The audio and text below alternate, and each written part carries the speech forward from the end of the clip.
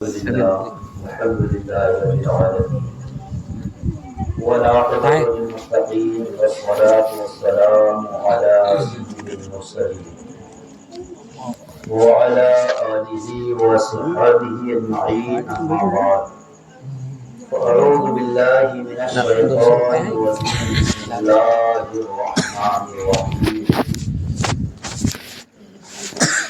يا أيها الذين آمنوا قوا أنفسكم وأهليكم نارا وقودها الناس والحجارة صدق الله مولانا العظيم وصدق رسوله النبي الأمين المتين الكريم ونحن على ذلك من الشاهدين والشاكرين والحمد لله رب العالمين.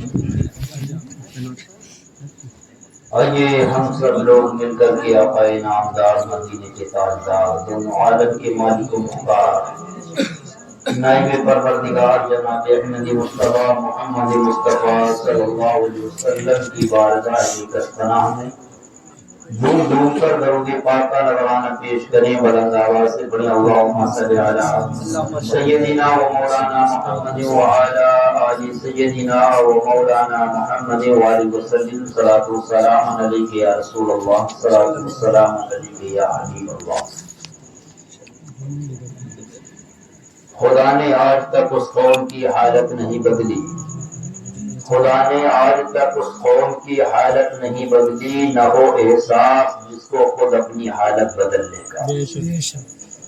اب جگہ جگہ کہ تمہیں تھک چکے ہنگامے نشاط و لذت خواب گراں بدل ڈالو. سفینہ اپنا کنارے سے بھی لگ سکتا ہے، ہوا کے رخ پہ چلو بادواں بدل ڈالو. غلط روی سے منازل کا بوجھ بڑھتا ہے، مسافروں روش کارواں بدل ڈالو. اگر تم اپنی بے راہ و روی بد عملی بد کرداری کا سبب پوچھو گے تو تم کو یہی جواب ملے گا کہ طریقے مصطفیٰ کو چھوڑنا ہے وجہ بربادی، طریقے مصطفیٰ کو چھوڑنا ہے وجہ بربادی. اسی سے قوم دنیا میں ہوئی بے اقتدار، اپنی ہمیں کرنی ہے شہنشاہ بقا کی رضا جوئی. وہ اپنے ہو گئے تو رحمت پروردگار اپنی. اور وہ معزز زمانے میں مسلمان ہو کر، وہ معزز زمانے میں مسلمان ہو کر اور ہم خوار ہوئے تاریخ قرآن ہو کر. ایک بار اور درود پاک نذرانہ پیش کریں بلند آواز سے پڑھیں اللہم صلی علی سیدنا مولانا محمد و علی آل سیدنا و مولانا محمد و آلہ وسلم صلاۃ و سلام علیک یا حبیب اللہ صلاۃ و سلام علیک یا نبی اللہ. انشاءاللہ بہت جلد جو بھی بیان کرنا ہے بیان کر کے آپ حضرات کے سامنے سے رخصت ہو جاؤں گا، کیونکہ ہمارے علماء کرام ناطقہ حضرات بھی اور بھی موجود ہیں جن کے کلام اور بیانات حضرات کو سماعت فرمانا ہے. اللہ رب العزت نے قرآن کریم فرقان حمید کے اندر ارشاد فرمایا یا ایھا الذین آمنوا قوا انفسکم واہلیکم نارا وقودھا الناس والحجارہ. اے ایمان والو تم بھی اس آگ سے بچو اور اپنے اہل و عیال کو بھی اس آگ سے بچاؤ جس آگ کا ایندھن انسان اور پتھر ہے.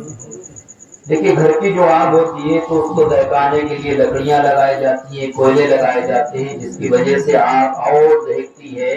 ایسے ہی جہنم کی آگ بھی ہے، جہنم کی آگ کو بھڑکانے کے لیے، اس کو دہکانے کے لیے اس میں انسان لگائے جاتے ہیں اور پتھر لگائے جاتے ہیں جن کی وجہ سے جہنم کی آگ اور تیزی پکڑ لیتی ہے. نہیں برابر. اور جہنم کی آگ دنیا کی آگ کے مقابلے میں اتنی سخت ہے آیا ہے کہ اگر جہنم سے دنیا کی طرف ایک سوئی کے ناکے کے برابر سوراخ کر دیا جائے تو اتنی سخت ہے جہنم کی آگ، اس کی آنچ سے پوری دنیا جل کر کے راکھ ہو جائے گی. یہ سوئی کے ناکے کے برابر اگر سوراخ کر دیا جائے تو پوری دنیا جل کر کے راکھ ہو جائے گی. مگر ہم لوگ اس آگ کو بھولے ہوئے بیٹھے ہیں اور یہ سوچ رہے ہیں کہ جو ہوگا بعد میں دیکھا جائے گا، ابھی کس نے دیکھا.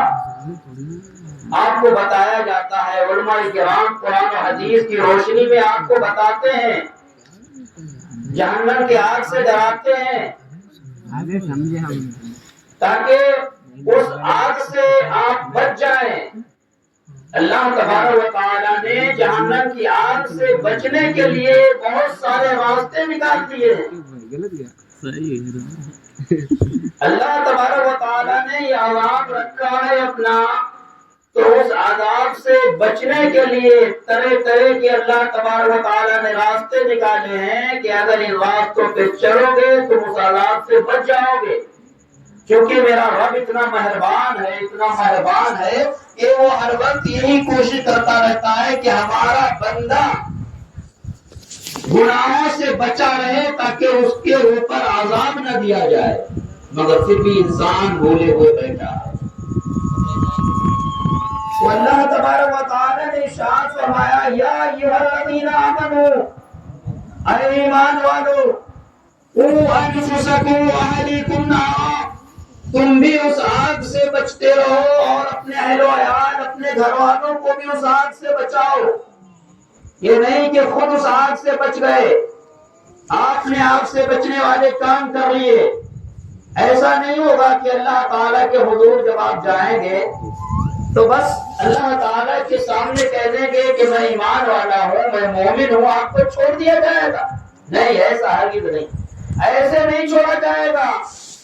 ہر ایک کے ماتحت کوئی نہ کوئی ہوتے ہیں، تو آپ سے ان کے ماتحتوں کے بارے میں سوال کیا جائے گا کہ تم نے اچھے کام کیے ہیں، اپنے ماتحتوں کو کیوں نہیں سیدھے راستے پہ لانے کی کوشش کی ہے؟ انسان یہ سوچتا ہے کہ ہم خود اچھے کام کر لیں، بس بری جمع ہو گئے، اب ہم سے اس کے بارے میں اللہ تعالیٰ کی یہاں کوئی پوچھ گچھ نہیں ہوگی۔ تو یہ مت بولیے کہ پوچھا جائے گا آپ سے کہ آپ نے تو اچھے کام کیے ہیں، آپ کا بیٹا پورے کاموں میں لگا ہوا تھا، اس کو کیوں نہیں نصیحت کی؟ سردار سے پوچھا جائے گا کہ تمہارے ماتحت جو لوگ تھے ان کو تم نے کون سے راستے میں دھکیل دیا؟ تم تو بچ گئے، اچھے کام کر لیے، مگر تم نے اپنے ماتحتوں کو کیا ہدایت دی؟ بادشاہ سے اس کی رعایا کے بارے میں پوچھا جائے گا کہ اے بادشاہ، تو نے تو جہنم سے بچنے کے کام کر لیے، اب تو نے اپنے رعایا کے ساتھ کیا کیا؟ ہر انسان کے ماتحت کوئی نہ کوئی ہوتے ہیں، تو ان کے بارے میں ان سے سوال کیا جائے گا۔ اگر کسی کے ساتھ ناانصافی کیے تو اس کے بارے میں سوال کیا جائے گا۔ تو محترم، آپ اس لیے نہیں بچ جائیں گے کہ آپ کہہ دیں کہ میں ایمان لایا، میں مومن ہوں، تو چھوڑ دیے جائیں گے، ایسا نہیں۔ تو اللہ تعالیٰ نے ارشاد فرمایا، خود بھی بچو اس آگ سے اور اپنے اہل و عیال، اپنے گھر والوں کو بھی اس آگ سے بچاؤ جس آگ کا ایندھن انسان اور پتھر۔ پوچھا جائے گا اللہ تعالیٰ کے یہاں کہ تم نے بھرپیٹ کھانا کھایا تھا، تم نے اپنے پڑوسی کے بارے میں پوچھا تھا کہ تمہارا پڑوسی نے کھانا کھایا یا نہیں کھایا؟ تم اپنے بچوں کے لیے اچھی اچھی چیزیں لے کر کے آئے ہو، کیا تم نے اپنے پڑوسی کے حال چال پوچھے ہیں؟ ہر ایک نہ ایک لوگوں کے ایک دوسرے پہ حقوق ہوتے ہیں، پڑوسی پڑوسیوں کے اوپر حقوق ہوا کرتے ہیں، اولاد کے ماں باپ کے اوپر حقوق ہے، ماں باپ کے اولاد کے اوپر حقوق ہے، میاں کے بیوی کے اوپر حقوق ہے، بیوی کے میاں کے اوپر حقوق ہے۔ تو سارے حقوق کی پابندیاں اگر آپ کریں گے تو جبھی آپ سیدھی راستے پر چلیں گے۔ اگر آپ نے صرف اپنے بارے میں سوچا، دوسروں کے بارے میں نہیں سوچا، تو اللہ تعالیٰ کے یہاں آپ سے پوچھا جائے گا کہ دوسروں کے بارے میں تم نے کیوں نہیں سوچا، دوسروں کے بارے میں دوسروں کو تم نے کیوں نہیں نصیحت کی، دوسروں کو تم نے کیوں نہیں ہدایت دی، پوچھا جائے گا۔ دیکھیے اللہ تعالیٰ نے قرآن کریم کے اندر ارشاد فرمایا، فَانكِحُوا مَا طَابَ لَكُم مِّنَ النِّسَاءِ، کہ ان عورتوں سے شادی کرو جو تم کو اچھی لگے۔ تو اللہ تبارک و تعالیٰ نے ان عورتوں سے شادی کرنے کے لیے حکم فرمایا ہے، آج کل ہمارا کیا معاملہ ہے، جب ہم اپنے بچے کا کہیں پر رشتہ لے کر کے جاتے ہیں تو 4 چیزیں بہت خاص طریقے سے دیکھتے ہیں۔ اس میں سے سب سے پہلی چیز حسن و جمال، کہ لڑکی خوبصورت ہے یا نہیں۔ دوسری چیز دیکھتے ہیں کہ مال و دولت والا خاندان ہے یا نہیں ہے۔ تیسری چیز دیکھتے ہیں کہ اعلیٰ نسب کا خاندان ہے یا نہیں ہے۔ چوتھی چیز یہ دیکھتے ہیں کہ لڑکی دیندار ہے یا نہیں۔ جو دیندار، جو سب سے اول نمبر پہ آپ کو دیکھنا چاہیے، تو وہ چوتھے نمبر پہ بات آتی ہے کہ لڑکی دیندار ہے یا نہیں ہے۔ تو سمجھ لیجئے، دیکھیے اگر لڑکی دیندار نہیں ہے، اگر لڑکی آپ نے خوبصورت دیکھی ہے تو خوبصورتی چند لمحوں میں ختم ہو جاتی ہے۔ خدا نہ کرے کوئی ایسا حادثہ پیش آ جائے اس کے ساتھ میں کہ چند لمحوں میں خوبصورتی ختم ہو جاتی ہے۔ مال و دولت آپ نے دیکھا ہے، مال و دولت اس کے پاس بے پناہ تھی، اور چند لمحوں میں ساری کی ساری مال و دولت ختم ہو جایا کرتی ہے۔ بہت سارے لوگوں کو آپ نے دیکھا ہوگا اور سنا ہوگا کہ بہت بڑے زمیندار گزرے ہیں، مال و دولت کی فراوانی ان کے پاس تھی، مگر اس وقت وہ چند روٹیوں کے لانے پڑ گئے ہیں۔ ایسے بھی لوگ ہیں، اور ایسے بھی لوگ ہیں جن کے پاس کچھ نہیں تھا تو اللہ تبارک و تعالیٰ نے انہیں بہت خوش نواز دیا۔ تو مال و دولت دیکھنا، تو مال و دولت بھی اللہ تعالیٰ چند لمحات میں ختم کر دیتا ہے۔ اگر آپ نے اعلیٰ خاندان دیکھا، نسب حسب دیکھا، تو یہ اعلیٰ خاندان بھی اللہ تبارک و تعالیٰ چند لمحوں میں ختم کر دیتا ہے۔ تو سب سے پہلے جب آپ اپنے بچے یا بچی کا رشتہ دیکھیں تو یہ دیکھیں کہ لڑکا اور لڑکی دیندار ہے یا نہیں۔ چونکہ اگر لڑکا اور لڑکی دیندار ہوئی تو اس کے بعد جو اس کی گود میں پلنے والی اولادیں، جو تمہاری نسلیں ہوگی، ان کی وہ رہنمائی کرے گی اور ان کو اسلامی طور طریقہ سکھائے گی، اسلامی روشنی میں ان کو پالے گی۔ اور اگر تم نے مغربی کلچر کی کوئی لڑکی دیکھی ہے تو وہ اپنے کلچر میں اپنی اولاد کو بھی ڈھالنے کی کوشش کرے گی۔ اگر کوئی ڈانسر لڑکی دیکھی ہے تو اپنے اولادوں کو بھی ڈانس سکھائے گی۔ اگر کوئی گائیکار دیکھی ہے تو وہ بھی گانا ہی سکھائے گی اولادوں کو۔ تو اس لیے سب سے پہلے جب رشتہ دیکھنے جائیں تو سب سے پہلے یہ دیکھیں کہ لڑکا یا لڑکی دیندار ہے یا نہیں۔ دیکھیے ہمارا اسلام، اللہ تبارک و تعالیٰ نے قرآن کریم میں ایک آیت کے اندر ارشاد فرمایا جس کا ترجمہ ہے کہ اے لوگو ہماری ان نشانیوں کو یاد کرو کہ میں نے تمہاری ہی جنس سے تمہارے جوڑے بنائے۔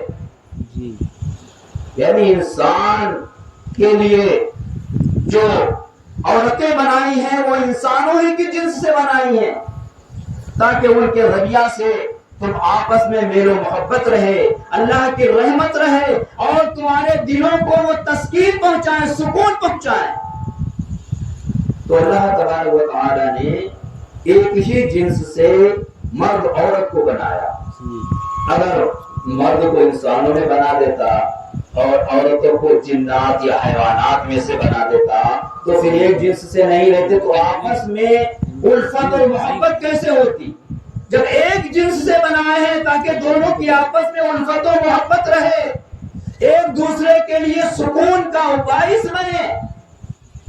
عورت کا یہ فرض ہوتا ہے کہ جب شوہر اس کا باہر سے آئے تو اس کو سکون پہنچائے، اس کے سامنے اچھی بات کرے، اور اگر اس کی تجارت میں خدا نہ کرے کوئی نقصان ہو جاتا ہے تو جو اسلامی اور باشعور عورت ہوتی ہے، جو دیندار عورت ہوتی ہے، اس کا یہ حق ہوتا ہے کہ اپنے شوہر کو تسکین دے، جو اس کا نقصان ہوا ہے اس کی حوصلہ افزائی کرے شوہر کی، تاکہ اس کے دلوں کو سکون پہنچے۔ اور بعض عورتیں ایسی بھی ہوتی ہیں، اگر کسی شوہر کا نقصان ہو گیا، جیسے ہی وہ گھر میں گھسا، عورت کو پتا چلا کہ آج یہ نقصان کر کے آئے ہیں، عورت اور اس کے سر کے اوپر سوار ہو جاتی ہے کہ تم تو ایسے ہی وہ نقصان کر کے آ جاتے ہو، فلاں دن تم نے نقصان کر دیا، فلاں وقت میں نقصان کیا، اور تم جو نقصانی کے لیے بنے ہو، شوہر کے اوپر اور عورت چڑھائی کر دیتی ہے۔ تو بیچارے اللہ تعالیٰ نے تو عورت کو اس کے سکون کے لیے بنایا تھا، اور وہ عورت اپنے شوہر کے لیے بوائے جان بن جاتی ہے۔ تو یہ وہ عورتیں ہوتی ہیں جو مغربی کلچر کی ہوتی ہیں، جنہیں دینداری سے کوئی مطلب نہیں ہوتا ہے۔ اللہ کے نبی صلی اللہ علیہ وسلم نے ایک دوسرے کے حقوق رکھے ہیں، اگر ایک دوسرے کے حقوق کی ادائیگی نہیں ہوگی تو اللہ تبارک و تعالیٰ کی اب پوچھا جائے گا۔ اب یہ ہوتا کیوں ہے؟ یہ ہوتا صرف اس وجہ سے ہے کہ جب ہم یہ سنت مصطفیٰ کو ادا کرنے کے لیے، نکاح ایک سنت ہے، سنت مصطفیٰ کو ادا کرنے کے لیے دیندار خاندان نہیں دیکھتے ہیں، اور اس سنت مصطفیٰ کے ادائیگی کے لیے شروعات حرام کاموں سے کر دیتے ہیں۔ یہ اسی وجہ سے، اسی کا نتیجہ یہ ہوتا ہے آگے چل کر کے پھر میاں بیویوں میں نااتفاقیاں ہوتی ہیں، اور وہ نااتفاقیاں اتنی بڑھ جاتی ہیں کہ ہمارے معاشرے میں طلاق تک کا نمبر آ جاتا ہے۔ بہت ساری طلاقیں ہیں، آپس میں نااتفاقیاں ہیں، دشمنیاں ہو رہی ہیں، تو صرف اسی وجہ سے ہو رہی ہیں کہ میاں بیوی کا صحیح طریقے سے ملان نہیں ہو پاتا ہے۔ میاں اگر شریعت والا ہے تو عورت دنیا دار مل جاتی ہے، اگر عورت دیندار ہوتی ہے تو میاں دنیا دار مل جاتا ہے، تو اسی وجہ سے ان کی آپس میں نااتفاقیاں بن جاتی ہیں، اور اس کے بعد میں یہاں تک نمبر آ جاتا ہے کہ طلاق کے مسائل سے ہماری قوم کو گزرنا پڑتا ہے۔ محترم حضرات، اللہ کے نبی صلی اللہ علیہ وسلم کی حدیث مقدسہ ہے، ایک صحابی رسول نے رحمت عالم صلی اللہ علیہ وسلم سے عرض کی، یا رسول اللہ صلی اللہ علیہ وسلم بتائیے کہ سب سے برکت والا نکاح کون سا ہوتا ہے؟ ہمارے آقا صلی اللہ علیہ وسلم نے ارشاد فرمایا کہ برکت والا نکاح وہ ہوتا ہے کہ جس میں لڑکے اور لڑکی دونوں کی طرف سے خرچے کم ہوں، وہ برکت والے نکاح ہوا کرتے ہیں۔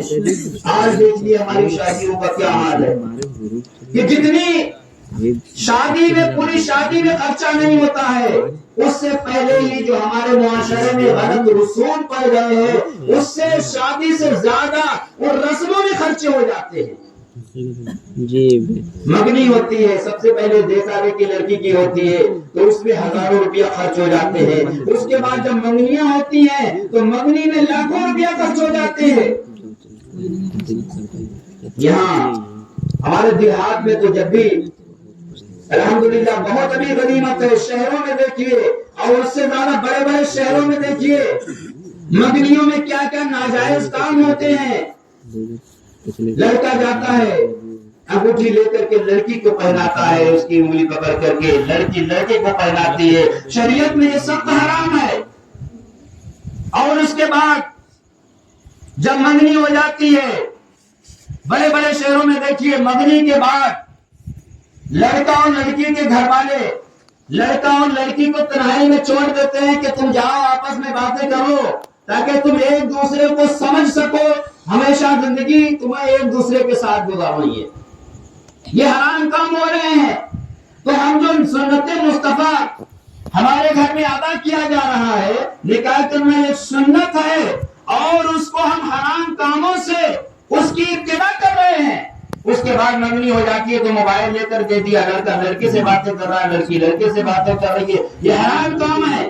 ابھی شادی صرف طے ہوئی ہے، رشتہ صرف طے ہوا ہے اور فون میں بات چیت ہونے لگی ہے۔ اگر یہی کرنا تھا تو اس سے بچنے کے لیے بہت ہی اچھا طریقہ ہے کہ جیسے ہی لڑکا لڑکی کی بات چیت طے ہو جائے، شادی فکس ہو جائے، تو ماں باپ کو یہ چاہیے کہ اسی وقت لڑکا اور لڑکی کا ایجاب قبول کرا دیا جائے کہ چلو نکاح بھی کر لیتے ہیں، رخصتی ہم 1 سال کے یا 2 سال کے بعد کریں گے۔ اب جب وہیں پہ نکاح ہو جائے گا، اس کے بعد جب نکاح ہو گیا، اب چاہے لڑکا لڑکی سے موبائل پہ بات کرے، لڑکی لڑکے سے بات کرے، تو اب کوئی برا نہیں ہے، اب یہ اسلامی طریقہ ہو گیا۔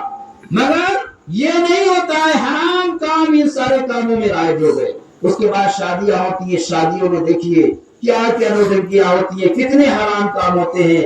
شادی میں بینڈ باجا ڈی جے دنیا کی خرافات، ایک سنت ادا کرنے جا رہے ہیں، اس میں دنیا کی حرام کاریاں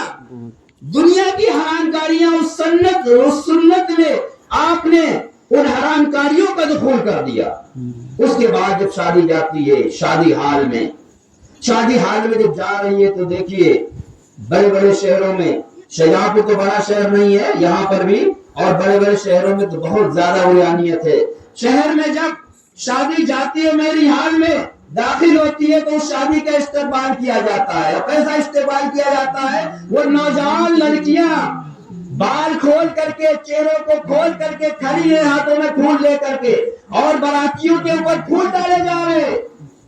یہ حرام کاریاں ہیں کہ غیر محرموں کے سامنے جوان جوان لڑکیاں ان کا استقبال کر رہی ہیں، اور بڑے بڑے شہروں میں تو ایسی ایسی ڈریس پہن کر کے وہ لڑکیاں باہر سے بلائی جاتی ہیں اس کام کے لیے، کرائے پر لڑکیاں منگائی جاتی ہیں، اور وہ ننگی ڈریس پہن کر کے ان شادی والوں کا استقبال کرتی ہیں۔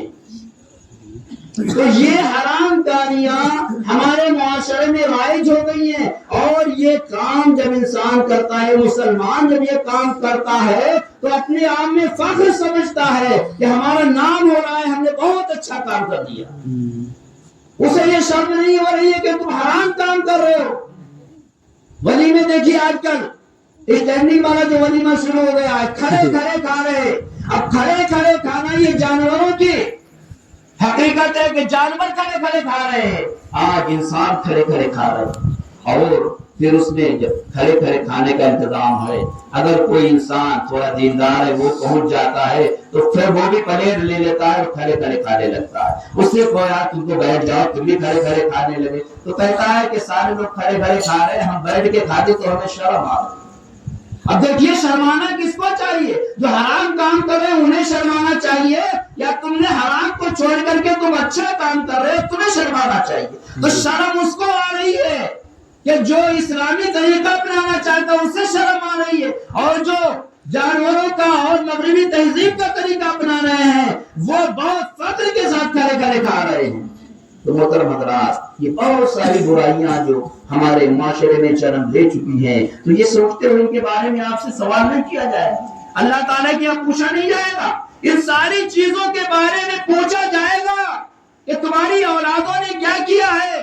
تمہاری اولادیں گناہوں میں ملوث رہی ہے، اور عورتیں شوہروں کو زیادہ گناہوں میں ڈالنے والی ہوتی ہیں۔ وہ اس لیے کہ شوہر منع کرے عورتوں کو کہ فلاں کام نہ کرنا گناہ بنے، عورتیں جب بھی کرتی رہیں گی، اور شوہر دیکھیں گے، آدمی عورتوں کے دیکھیں گے اور اندیکھی کر دیتے ہیں، حرام کام گناہ والے کام کرتے ہوئے دیکھ کر بھی اندیکھی کر دیتے ہیں، تو یہ شوہروں کے اوپر اور مردوں کے اوپر اور عورتوں کا بھی گناہ آتا ہے کہ ایک مرد نے اپنی بچیوں کو یا اپنی بیویوں کو ایسا کرتے ہوئے دیکھا مگر ان کو ہدایت نہیں کی، تو ان سب کے بارے میں اللہ تعالیٰ کی یہاں پوچھا جائے گا۔ یہ نہیں کہ آپ نے کہہ دیا کہ ہم تو ایمان والے ہیں چھوڑ دیا جائے گا، تو نہیں چھوڑا جائے گا۔